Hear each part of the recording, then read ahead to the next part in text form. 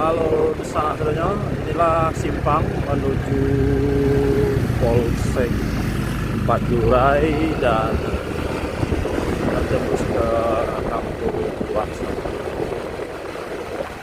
Suasananya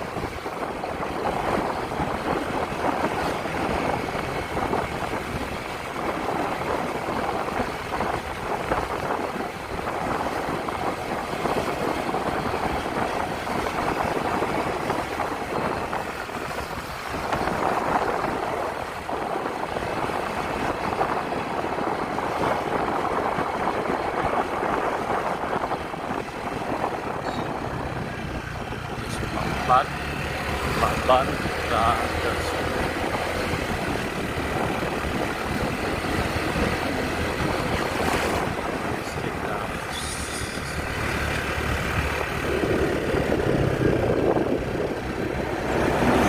kita belok ke kanan, kita keluar